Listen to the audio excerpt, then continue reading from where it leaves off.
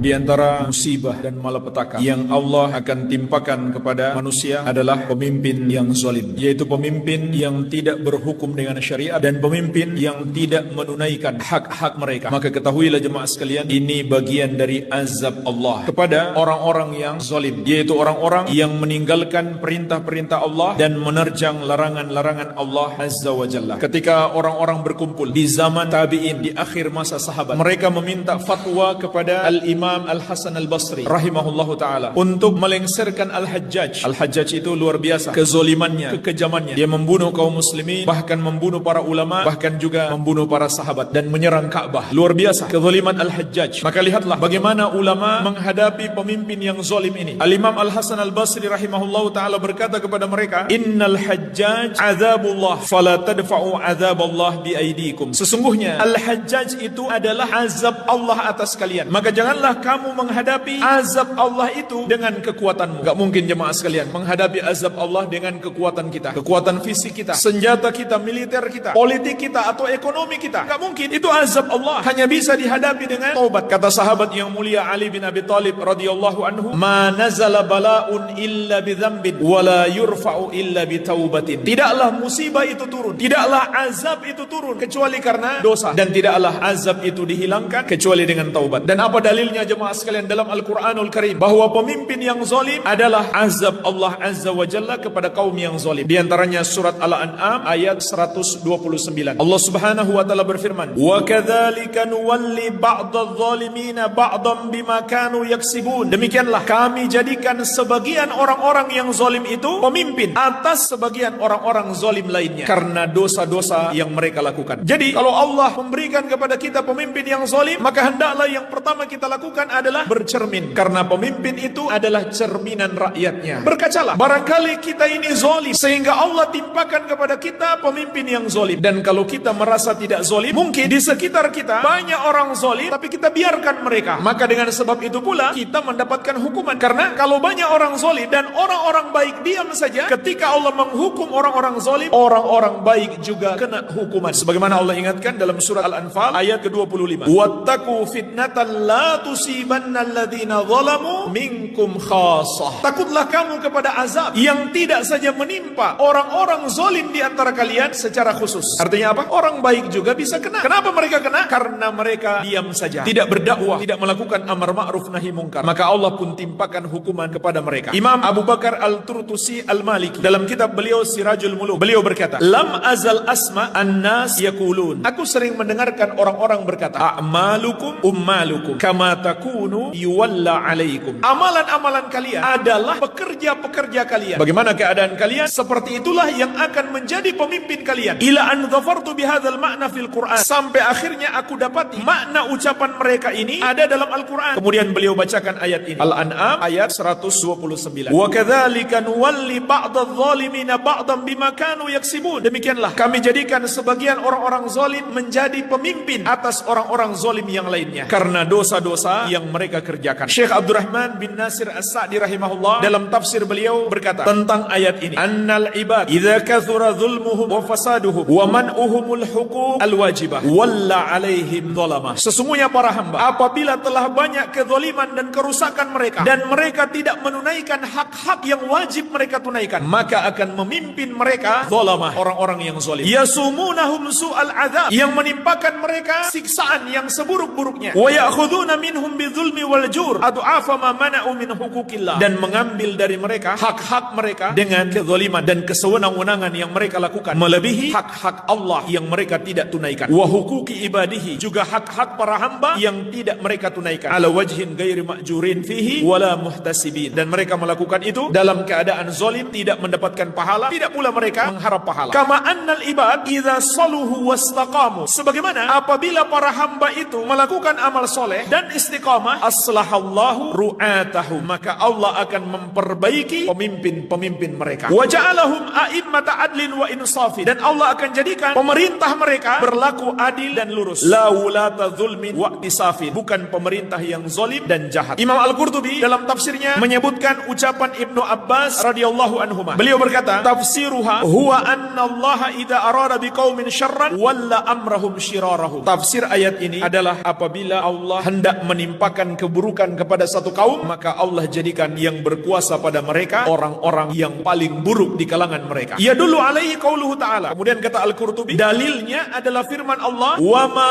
asabakum min musibatin fabima kasabat aydikum wa ya'fu an katsir. Dan apapun musibah yang menimpamu, maka itu karena dosa-dosa yang kamu lakukan. Itu pun Allah sudah ampuni kebanyakan dosamu. Surat Asy-Syura ayat ke-30.